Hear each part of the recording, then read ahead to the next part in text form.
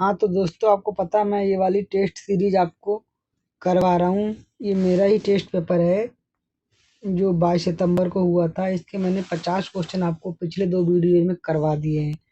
तो मैं आज 50 के बाद 51वां क्वेश्चन स्टार्ट करूँगा।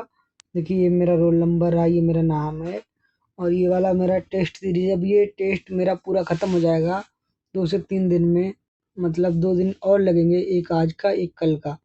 उसके बाद मैं आपको और टेक्स्ट बुक से या कहीं से डाउनलोड करके मैं आगे के भी और भी सारे एग्जाम्स कराऊंगा, एग्जाम्स पेपर्स मतलब कराऊंगा। ठीक है, मैं आपको मैथ के क्वेश्चन भी ट्रिक्स बता रहा हूँ, तो आप उन्हें देखिए। बाकी फिजिक्स के भी जो भी होंगे मैं करवाऊंगा। ठीक है, तो हमने अगर आपने पिछले 2 वीडियो नहीं देखे हैं तो उनको जाके प्ले लिस्ट में जाके चैनल पे जाके देख लीजिए।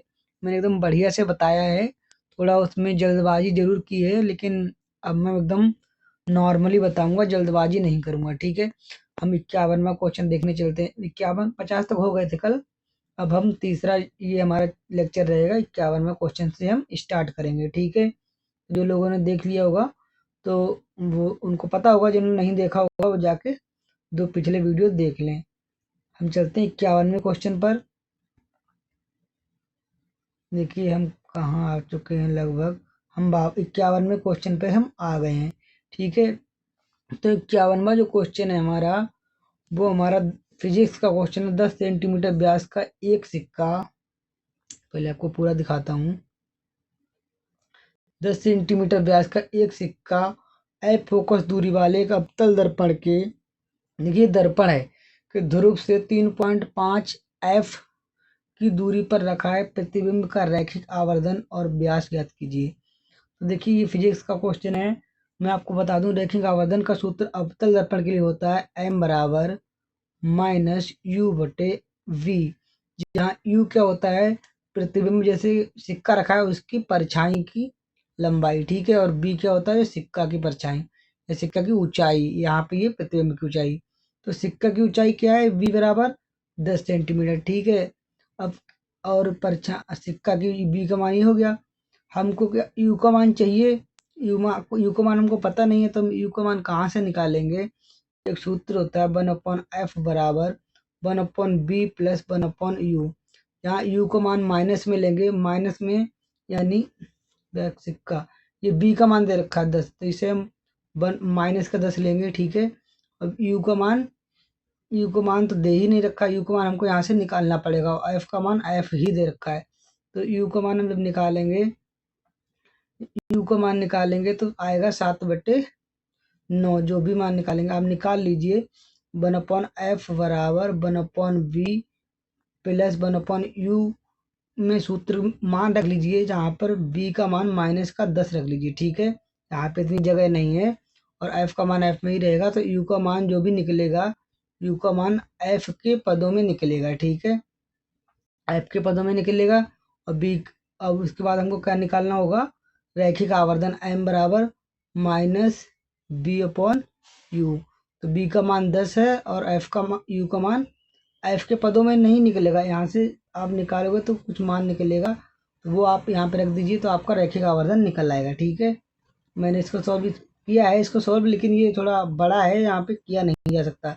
मैंने इसको अटेम्प्ट ही नहीं किया, एग्जाम में मैं नहीं कर पाया था, लेकिन अभी मैंने किया तो हो गया है, ज़्यादा कठिन नहीं है। ठीक है, अगले क्वेश्चन की ओर बढ़ते हैं। जो मैथ का क्वेश्चन है बहुत आसान है। इसमें कुछ है नहीं, सीरीज का है, रीजनिंग में ही आएगा, चाहे इसे मैथ में मान लीजिए चाहे रीजनिंग में।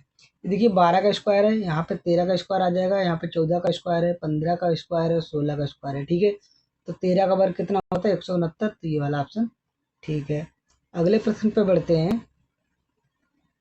अगला प्रश्न 13 नंबर है, पहले इसको देख लीजिए, थोड़ा छोटा करके दिखाता हूँ। देखिए आसान क्वेश्चन है, बहुत बड़ा नहीं है, आपको थोड़ा पाई चार्ट दिखाता हूँ। इसमें क्या रखा है, जनवरी में 30%, अक्टूबर 40%, नवंबर में 20% और दिसंबर में 10%। आप तीनों को जोड़ोगे तो इसका मान आ जाएगा 100%। ठीक है, 100% की वैल्यू कितनी दे रखी है, अब इस क्वेश्चन में पढ़ लेते हैं। निम्नांकित पाई चार्ट का अध्ययन करें और पूछे गए प्रश्न का उत्तर दीजिए। इधर थोड़ा इधर कर लेते हैं। दिया गया पाई चार्ट 4 महीनों में दिए गए आर्डर की संख्या को दर्शाता है, यानी कितने आर्डर टोटल आए हैं। 4 महीनों में दिए गए ऑर्डर की कुल संख्या कितनी है? 90। यानी इसमें जो परसेंटेज है ना 100%, 100% का मान कितना दे रखा है? 90। 90, ठीक है। यानी अगर 0 से काट देंगे तो यहाँ यानी 10% की वैल्यू बचेगी 9। अब देखिए अब पूछा क्या गया है, अब देखिए इसमें पूछा गया है फरवरी में दिए गए ऑर्डर की संख्या नवंबर में दिए गए ऑर्डर की संख्या से 24 अधिक है, तो फरवरी में दिए गए ऑर्डर की संख्या ज्ञात कीजिए। ठीक है, तो देखिए फरवरी का तो इसमें डाटा ही नहीं दिया गया है। अब आप सोचेंगे फरवरी का डाटा ही नहीं दिया तो फरवरी का निकालेंगे कैसे, लेकिन उसने कहा है कि नवंबर में दिए गए डाटा से 24 अधिक है, 24% नहीं 24 अधिक है। तो नवंबर में कितना है? 20%। और 10% की वैल्यू कितनी आ रही थी हमारी? 9। और 20% की वैल्यू कितनी आएगी?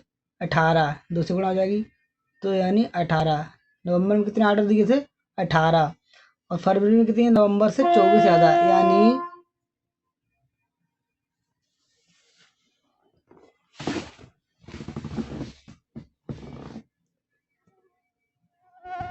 प्लस के 24 और कर लीजिए। 18 प्लस 24 कितना आ जाएगा?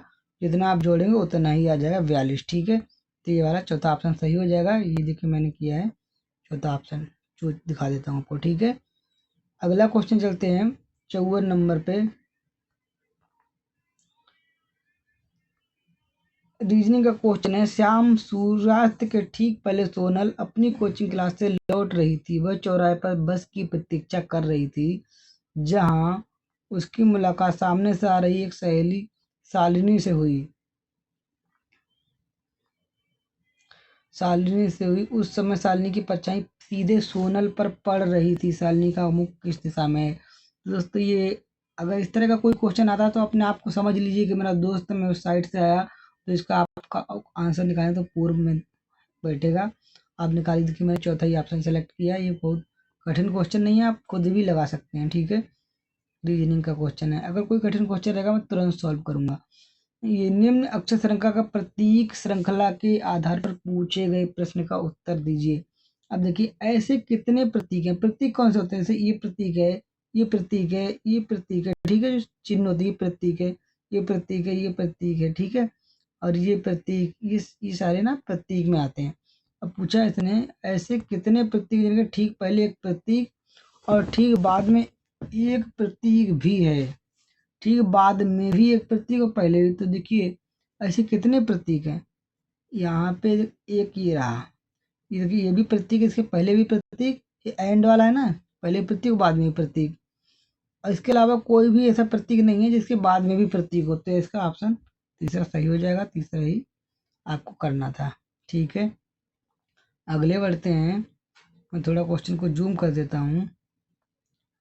भारतीय संविधान के किस अनुच्छेद के तहत प्रावधान है कि राज्य का राज्यपाल प्रत्येक 5 वर्ष की समाप्ति पर वित्त आयोग का गठन करेगा, जो पंचायतों की वित्तीय स्थिति का पुनरावलोकन करेगी?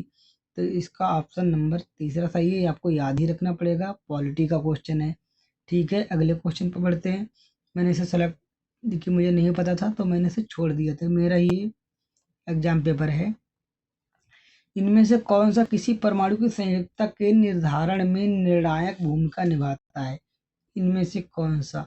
तो बाह्यतम कोश में इलेक्ट्रॉनों की संख्या। इसका बी ऑप्शन सही था।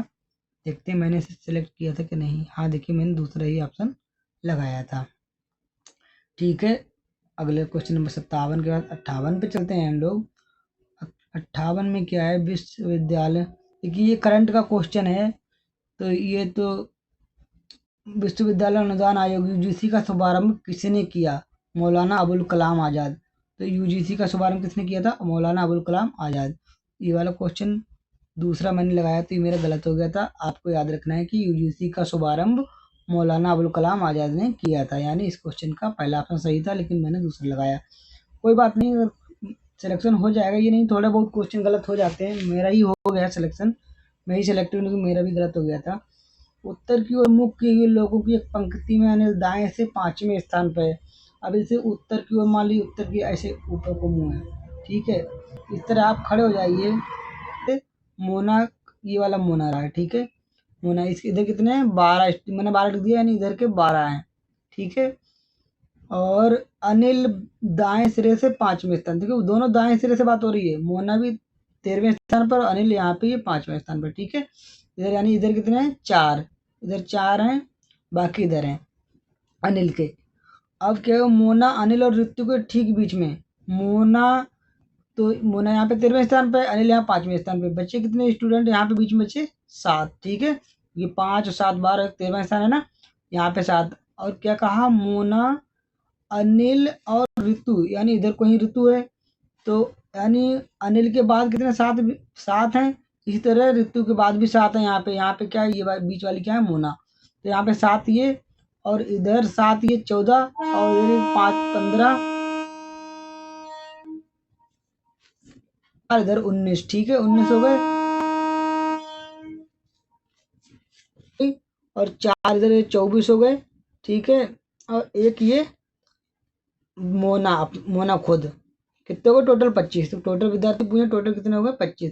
तो इस तरह आप निकाल लीजिए 25, इसका सही आंसर आ जाएगा। कोई बहुत बड़ा क्वेश्चन नहीं था, लेकिन इसे आप कर लीजिए। ठीक है, देखिए मैंने 25 ही लगाया, चौथा ऑप्शन। अगला क्वेश्चन को बढ़ते हैं। अगला रीजनिंग का क्वेश्चन है, किस एक निश्चित कूट भाषा में डुकैट को G/H/Ga और इंडिया को LR में लिखा जाता है, उसी कूट भाषा में चीयर को किस रूप में लिखा जाएगा। देखिए मैं इसे थोड़ा जूम कर देता हूँ, अच्छा देखें। डी के बाद क्या है जी, यानी डी का तो 4 नंबर पे आता है, जी 7 नंबर पे, 3 बढ़ा दिया गया। यू 21 नंबर पे आता है, वाई 25 नंबर पे, यानी आपकी 4 बढ़ा दिया गया। सी तीसरे नंबर पे आता है, और एच 8वें नंबर पे, यानी आपकी 5 जोड़ी, यानी हर में जैसे डी के बाद 3 जोड़ा तो 7 बन गया, 21 में 4 जोड़ा तो 25 बन गया, यानी एक एक बढ़ाया जा रहा है। इसी तरह अब देखिए इंडिया का आई कितना 9 नंबर पे आता है, तो कितने जोड़ दिए 9, आयल कितने 12 नंबर पे, यानी कितना जोड़ा 3, यानी +3 कर दिया। पहले अक्षर पे +3, दूसरे अक्षर +4। देखिए एन कितने 14 नंबर पे आता है, और आर 18 नंबर है, 14 4 18। इसी तरह चेयर में जोड़ दीजिए। सी कितने नंबर 3 नंबर पे आता है, 3 जोड़ दीजिए, कितना होगा 6। 6 नंबर पे एफ इसमें भी है, एफ इसमें से छोड़ दीजिए। अब क्या बचा एल। एच कितने 8 नंबर पे आता है, अब इसमें 4 जोड़ेंगे कितना हो जाएगा 12। तो एफ के बाद क्या आएगा एल, कि इसमें भी एल इसमें भी एल। अब बच्चा क्या है ए में कितना 5 जोड़ना है, एक नंबर पे आता है, 5 जोड़ेंगे कितना 6 नंबर। तो एल के बाद क्या आएगा एफ, इसमें भी एफ। अब बचा क्या, इसे बचा 5। अब यहाँ पे चेयर में क्या है आई, आई में कितना जोड़ेंगे 6, तो 9 6 15, तो पी कितना होगा 15। और ओ आई कितने नंबर पे है 9 नंबर पे। ठीक है, अब आई में हमको कितना जोड़ना है, 5 को 6 जोड़ना है, 9 6 15, तो 15। पी तो 16 नंबर पे आता है, तो ये वाला कट जाएगा, वो 15 वाला लग जाएगा हमारा। ठीक है, तो यानी इस क्वेश्चन का पहला ऑप्शन सही है। +3 +4 +5 जोड़ना है। ठीक है, 60 पे हो गए। अगला क्वेश्चन पढ़ते हैं। ये जीएस का क्वेश्चन है, योजना आयोग के उपाध्यक्ष डी.आर. गाडगिल के नाम पर किस पंचवर्षीय योजना गाडगिल योजना भी कहा जाता है। तीसरी पंचवर्षीय योजना को गाडगिल योजना कहा जाता है, इसे आप याद रख लीजिए। मैंने दूसरा ऑप्शन लगाया था तो मेरा गलत हो गया, आप नहीं गलती करिए, क्योंकि हो सकता है मैंने और क्वेश्चन कर लिए हूँ। अगला क्वेश्चन देखते हैं। अगला क्वेश्चन जो है, मैं थोड़ा जूम कर लेता हूँ। दिए गए आरेख को ध्यानपूर्वक अध्ययन कीजिए, उसके आधार पर पूछे गए प्रश्नों को उत्तर दीजिए। ठीक है, तो हमको क्या करना है, इसको ध्यान से देखना है। इसमें क्या देखना, डॉक्टर, ये देखिए डॉक्टर का है, ये नर्स का है, और ये इंडिया का है। अब टोटल क्या बताना है इसमें, डॉक्टर नर्स और भारत, ऐसे कितने नर्स हैं जो भारत में हैं। सॉरी, अब इसमें देखिए क्वेश्चन ये रहा, ऐसी कितनी नर्स हैं जो भारत में है लेकिन डॉक्टर नहीं। अब देखिए यहाँ पे हम दिखाते हैं थोड़ा छोटा करके, ये नर्स है, टोटल कितनी नर्स हैं, देखिए 56 है, 56 है, और 14 है, और 32, इन सबको जोड़ लीजिए और 10 है। 56 14 10 और 32, इन चारों को जोड़िए, इतनी हो गई नर्स। 56 14 की 60 70 और 10 80, और ये यहाँ पे कितना 32।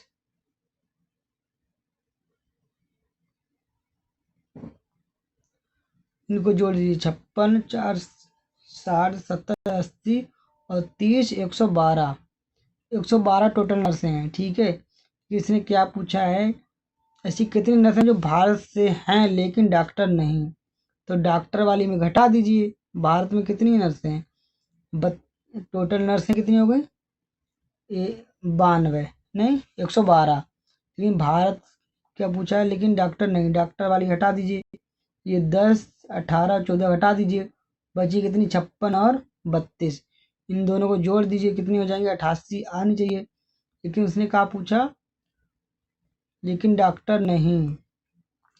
टोटल नर्सें यहाँ पे दे रखी हैं, यानी 56, 30, 4, 42, 4, 40, 56, यानी टोटल यहाँ पे देखिए, ये देखा टोटल नर्सें। ठीक है, यहाँ पे दे रखा है टोटल नर्सें, और और बाकी ये जो हैं इन सबको जोड़ोगे तो टोटल नर्स आ जाएंगी। एक बार मैं देख लेता हूँ, ऐसी कितनी नर्सें जो भारत से हैं लेकिन डॉक्टर नहीं। तो देखिए नर्सेस तो ये टोटल नर्सें हैं। पूछा क्या उसने, भारत से हैं, तो यानी जो भारत के अंदर आती है इस वाले ग्राफ के अंदर। टोटल अगर नर्सें पूछा तो सबको जोड़ देंगे 112 आ जाएगा, लेकिन हमको टोटल नर्स नहीं पूछा है।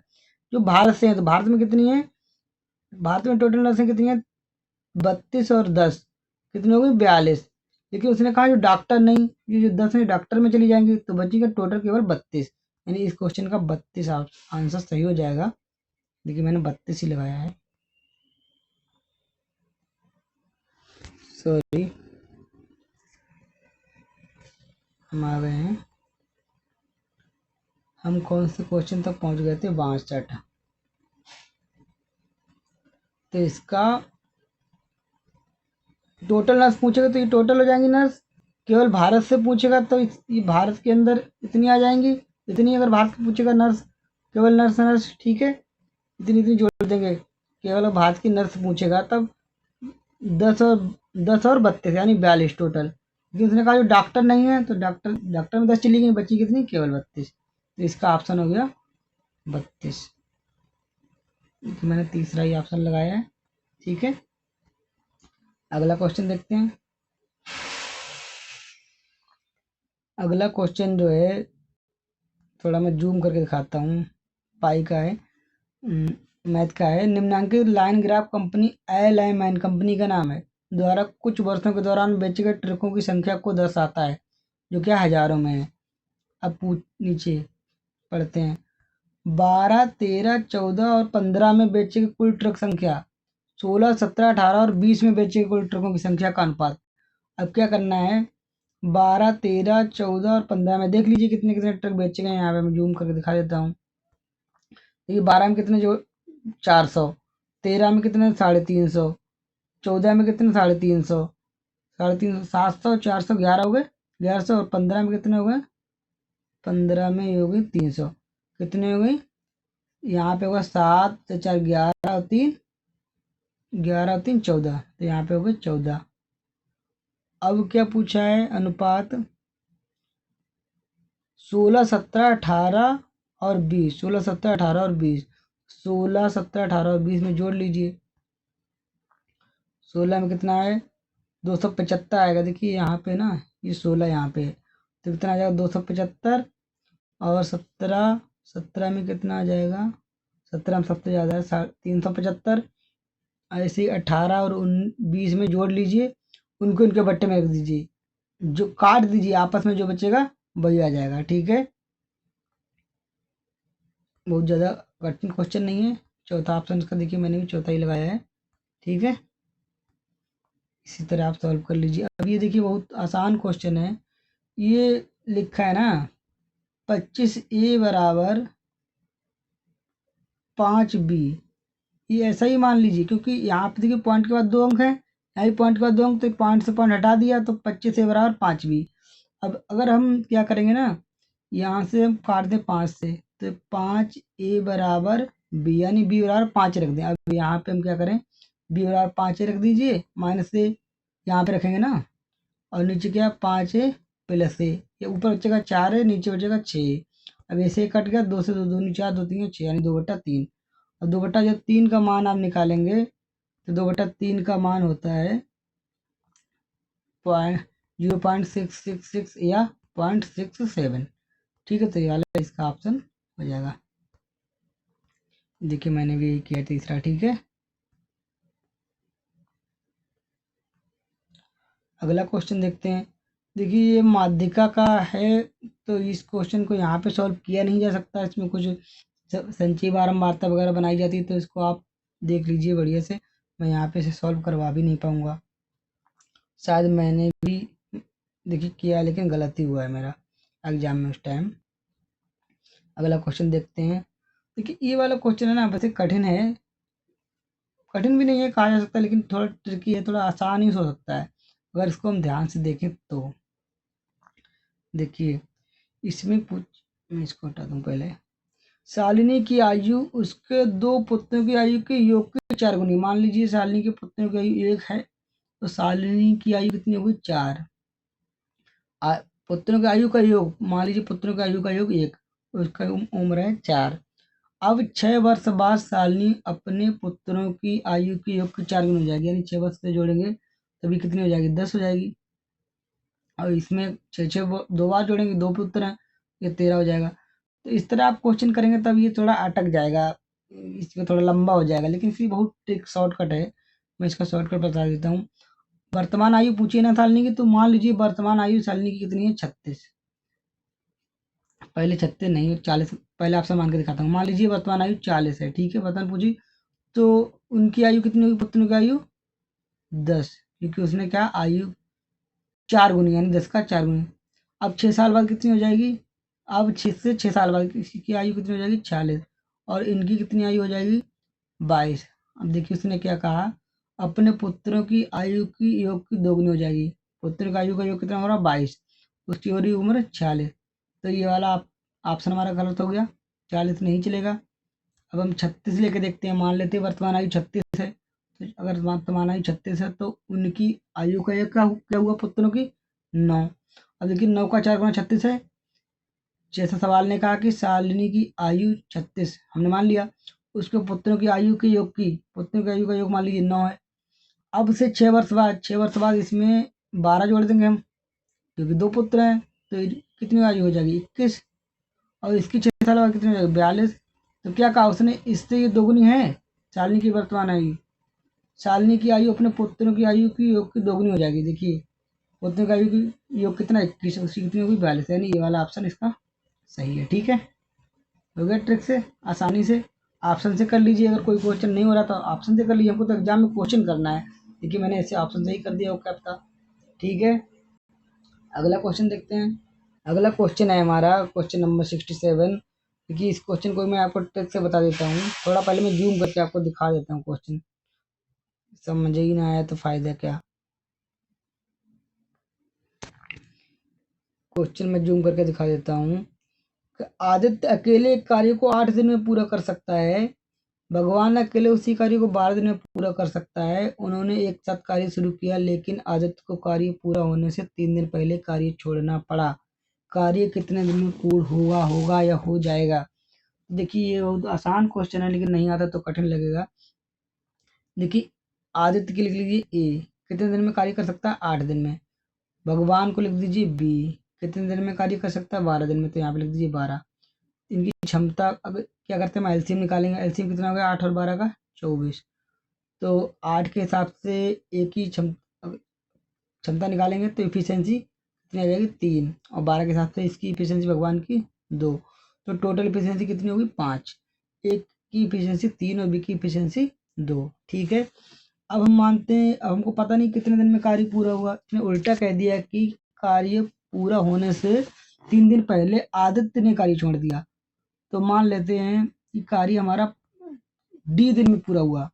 अगर कार्य डी दिन में पूरा हुआ तो या इसका मतलब बी ने, भगवान ने पूरे दिन कार्य किया है, कितने भी दिन में हुआ, तो यानी भगवान की क्षमता कितनी है 2। कितने दिन तक कार्य हुआ, मान लिया डी दिन तक। ठीक, बच्चा क्या, टोटल कार्य कितना हुआ 24, जो 8 और 12 का एलसीएम हुआ वो टोटल कार्य हुआ कितना हो गया 24। भगवान आदित्य ने कितने दिन कार्य किया, जितने दिन में कार्य, आदित्य की क्षमता कितनी है 3, जितने दिन में कार्य हुआ पूरा डी दिन में, उससे कितने दिन 3 दिन पहले, तो 3 यहाँ पे ऐसे कर दीजिए। अब इनको हल कर लीजिए। यहाँ पे 2D, यहाँ पे मल्टीप्लाई 3D हो जाएगी, यानी 5D माइनस 9 बराबर से 24। तो यहाँ से D का मान निकालेंगे तो 33/5 आ जाएगा। 33/5 का मतलब 6 सही 3/5। ठीक है, तो इस तरह ये वाला क्वेश्चन हमारा सॉल्व हो जाता है अच्छे से। इसका देखिए मैंने चौथा ही ऑप्शन लगाया है। ठीक है, आगे बढ़ते हैं। अगला क्वेश्चन है हमारा, देखिए करंट अफेयर का क्वेश्चन है, तो इसको आपको याद ही रखना पड़ेगा। निम्न में से किसने मई 2022 में IWF जूनियर विश्व चैंपियनशिप में स्वर्ण पदक जीता था? तो इसका आंसर सरद है। मैंने देखते हैं लगाया कि नहीं। देखिए मेरे भाई चैनल लगाया है, गलत हो गया। तो इसके लिए आपको होपलेस नहीं होना। कई बार क्वेश्चन आपके गलत हो जाएंगे, लेकिन आपको धैर्य बना के रखना है, तो सिलेक्शन हो जाएगा। मेरा ही हो ही गया। अब देखिए यदि 100/250, इनको कैसे सॉल्व करना है, बहुत आसान है। 100 अनुपात का मतलब बट्टे 250, ये है ना समानुपात, इसका मतलब बराबर। और यहाँ पे देखिए 250, ये वाले 250 बट्टे में ये वाला x। अब इनको देखिए 0 से कट गया, इस वाले 0 से ये वाला कट गया। अब क्या बचा, x की इधर मल्टीप्लाई कर देंगे तो x बराबर ये 25 और यहाँ 25, 25 25 हम 625, तो ये वाला 625 आ जाएगा। ठीक है, अगले बढ़ते हैं। जल्दी जल्दी हम लोग क्वेश्चन करेंगे। अब देखिए हाउस को पोस्ट, ये लिखा गया है, जूम करके दिखा दूँ, जूम करते हैं ना साला अटक जाता है। तो यहाँ पे इसको इधर कर देता हूँ। देखिए हाउस को ये लिखा गया है, कैसे लिखा है, एच का क्या मान होता है 8 होता है, एफ का क्या मान होता है 6, यानी 2 कम कर दिया गया। और अगला अक्षर ओ को सेम टू सेम रख दिया। देखिए यू है ना, यू का 21 होता है मान वैल्यू, और एस की वैल्यू कितनी होती है 19, यानी फिर 2 कम कर दिया गया। अब फिर बचा क्या, एस के बाद यू आया, एस का कितना मान होता है 19। ठीक, लास्ट वाले और यू का क्या कर दिया गया, फिर 2 जोड़ दिया गया, यानी शुरू के 2 अक्षरों का घटाया गया, लास्ट में 2 बढ़ा दिया गया। इसका यानी एस का यहाँ से घटा दिया। देख लीजिए किस हिसाब से करा है। ये ई का 5 है ना, 5 में से 2 घटा के 3 कर दिया गया। इसी हिसाब से अब इसका कर लीजिए। क्या किया गया, 2 कम कर दिया गया यहाँ पे। ठीक, तो यहाँ पे ए से 2 कम करेंगे तो क्या आ जाएगा 22। पहले अक्षर वाई वाला मिल गया तो ये वाला मार दीजिए। अगर पहले ही मिल जाए तो मार दीजिए, आगे बढ़ जाइए। ठीक है, देखिए मैंने भी यही किया है। ठीक है, पहला ही मिल गया, हमने मार दिया तुरंत।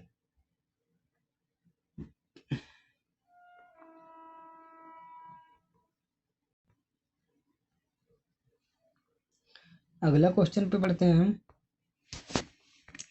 अगला देखिए करंट का क्वेश्चन है, जून 2022 में किस संस्थान के शोधकर्ताओं ने मानवीय हस्तक्षेप के बिना सेप्टिक टैंक सफाई के लिए नामक रोबोट विकसित किया है? मुझे पता नहीं था तो मैंने इसे छोड़ दिया है। ठीक है, आप भी छोड़ सकते हैं, नहीं क्वेश्चन आ रहा है, कुल मिला के ज़्यादा गलत नहीं करने हैं। अब देखिए ये वाला क्वेश्चन है, H2CO और C द्वारा निम्न में इनमें से किस तत्व को ऑक्साइड का अपचयन नहीं किया जा सकता? तो इसका ऑप्शन दूसरा सही है। देखते हैं मैंने क्या लगाया, तो मैंने पहले लगाया तो यहाँ भी मेरा क्वेश्चन गलत हो गया। अगले क्वेश्चन की ओर बढ़ते हैं। हम 75 क्वेश्चन तक जाने हैं। देखिए ये वाला क्वेश्चन मैं करवा देता हूँ, बहुत कठिन भी है, अगर नहीं कर पा रहे हो तो। इसमें क्या करना है आपको, ये 2352 है ना, 2352 बट्टे में लिखिए 1200, और ये देखिए ना, ये भी इसके बट्टे में ही आ जाएगा, इसके बट्टे में। तो यहाँ पे ऐसे लिख दीजिए 0.04, और सब पे रूट है तो यहाँ पे रूट लिख जाएगा। ठीक है, अब एक्स का मान है ना ये एक्स, तो ये एक्स वाला मान निकालोगे, देखो यहाँ से पॉइंट हटाएंगे ना तो 00 पर आ जाएगा। अब ये 00 से ये वाला 00 कट जाएगा। अब बचा के यहाँ से काट देंगे तो 12 एकम 12, और बच्चे कितने 11, तो 12 नेमा 108 है 15, 12 छंग 72, यानी रूट में बचा ऊपर 196, नीचे क्या बचा केवल यहाँ पे 4। तो x का मान, अब 196 का वर्गमूल होता है 14, और 4 का वर्गमूल होता है 2, 2 से इनको देंगे 4, 2 से देंगे 14 को काट, नहीं यार तो कहाँ पे मिस्टेक हुआ है, बच्चे कितने 11, 12 नियम 108, 12 छंग 72। यहाँ पे नीचे कितना बच रहा था, नीचे कितना बच रहा था 4। अब इनका वर्गमूल 14/2, यानी x का मान आ गया 14/2, यानी x का मान आ गया 7। x का मान कितना है 7। अब यहाँ पे रख दीजिए, x का मान था 7 + 1, यहाँ पे कितना आ जाएगा 8/6। अब 8/6 दो चौकार दो तीन 6, यानी ये वाला ऑप्शन सही हो जाएगा। ठीक है, तो यहाँ पे आपको कुछ ज़्यादा खास ध्यान नहीं रखना, ये ध्यान रखना है कि 2352 के बट्टे में ही ये आ जाएगा 1200 इंटू 0.04। अगर इनको आप सॉल्व कर लेंगे तो यहाँ पे x का मान 7 आ जाएगा, यहाँ से 7 का मान यहाँ रख दीजिए, क्वेश्चन सॉल्व हो जाएगा। ठीक है, अगला प्रश्न देखते हैं। अगला प्रश्न देखिए, इसमें मैं थोड़ा जूम करके दिखा देता हूँ। 30 सेंटीमीटर फोकस दूरी वाला एक अवतल लेंस इससे 60 सेंटीमीटर दूरी पर रखी वस्तु का प्रतिबिंब निर्मित करता है। निर्मित प्रतिबिंब की स्थिति की प्रकृति क्या होगी? तो देखिए, अवतल लेंस की बात हो रही है ना, लेंस की बात, तो फोकस दूरी दे रखी है, तो इसका सूत्र से निकालिए 1/f बराबर 1/b प्लस 1/u। अवतल की बात करें तो यहाँ पे u माइनस में आ जाएगा, b माइनस में आ जाएगा, तो यहाँ से आप निकालेंगे तो जो मान निकलेगा ना, ये आ जाएगा।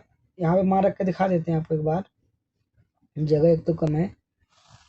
तो 1/f यानी 1/30 बराबर 60 वस्तु का रखी वस्तु का प्रतिबिंब दूरी, ये क्या वस्तु की दूरी, यानी 1/60। ठीक है, 1/u। प्रतिबिंब पूछ रहा है तो यू नहीं पता है, तो यू निकाल लेंगे हम। तो यहाँ से निकालेंगे, यू का मान आ जाएगा -20। इसे आप सॉल्व करेंगे तो -20 आ जाएगा। अब ये अवतल लेंस की बात हो रही है, अगर अवतल लेंस यू का मान हम माइनस नहीं रखेंगे, यू पता ही नहीं, तो यू को ऐसे रहने देंगे।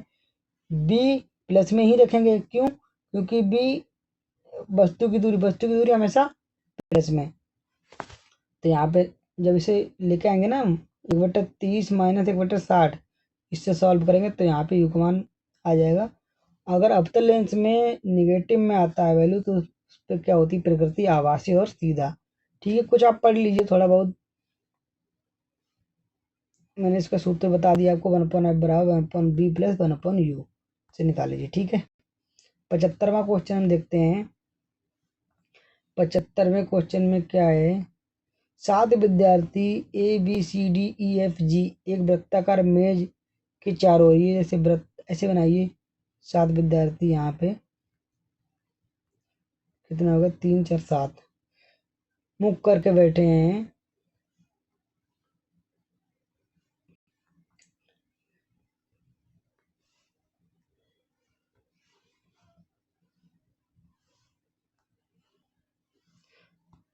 जैसे आपको ऐसे बनाना है, ये ऐसा बना लीजिए व्रत, इसमें 7 लोग बैठा लीजिए इस तरह। 3 या 7 हो गए। अब डी सी के बाईं ओर कोई एक बैठा लीजिए, मान लीजिए यहाँ पे डी है, तो सी के बाईं ओर, यानी सी यहाँ पे मान लेते हैं, सॉरी सी यहाँ पे मान लेते हैं। सी के बाईं ओर दूसरे स्थान पर, तो यहाँ पे सी नहीं रहेगा, सी यहाँ पे आ जाएगा। ठीक है, सी यहाँ पे आ जाएगा।